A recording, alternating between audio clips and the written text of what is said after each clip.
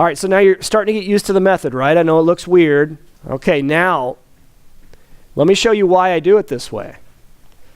Because when you end up simplifying something like the square root of x to the fifth, the method looks exactly the same. We're assuming variables are greater than or equal to 0, so when you take an even index, when you take something like the square root of a squared, you just get a, you don't get the absolute value of a. So, okay, so in part A, we're going to simplify. Assume the variables are greater than or equal to 0. In part A, we have the square root of x to the fifth. Now, we want to look at the radicand and factor it in such a way that we have x to some even power, the highest even power we can get out of x to the fifth. So essentially, you're looking for perfect square factors, and the next perfect square factor down from x to the fifth is x to the fourth. Does everybody see that? And then what's left over? A factor of x. Does everybody see that?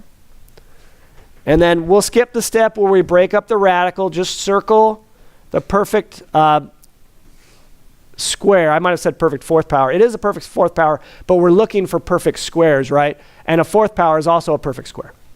So because the index is 2, we're looking for a perfect square, and the next perfect square down from x to the fifth is x to the fourth.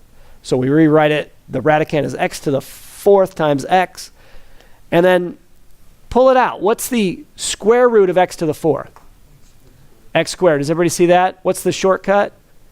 Just take the index, keep the base, divide the exponent by 2, and then you get x to the power of 2 on the outside.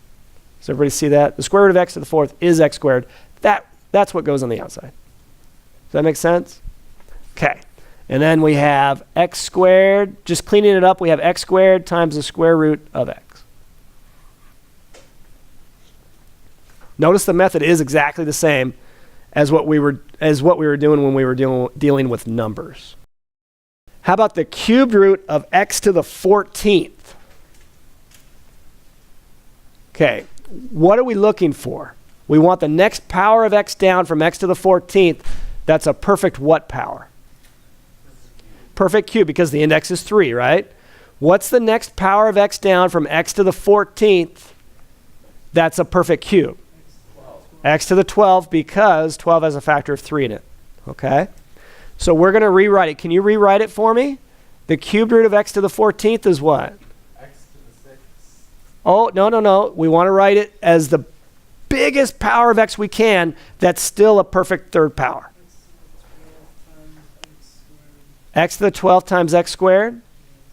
Now, Matthew, your method might have worked. I stopped you, but your method might have worked because x to the 6th is a perfect cube as well, but I think this will be a little more efficient.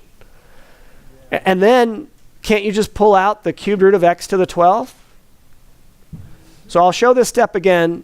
This is the step you can skip. You can break up the radical over multiplication.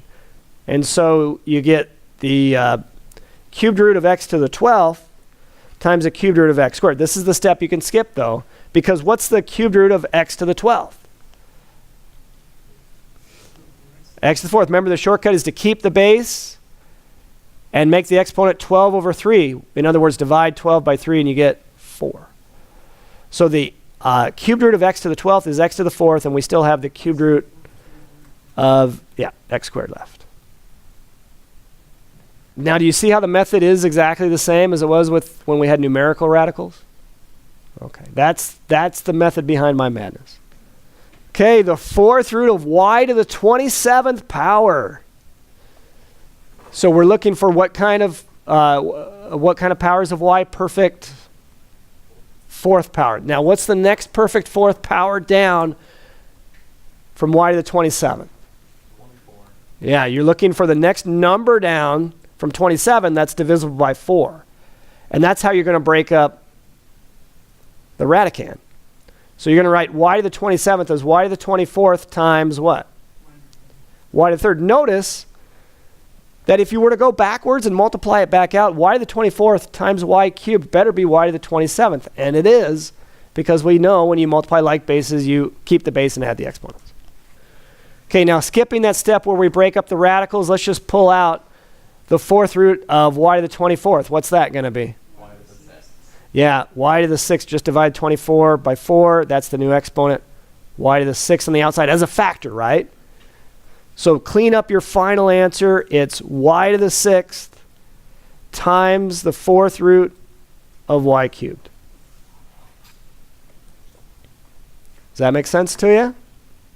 All right.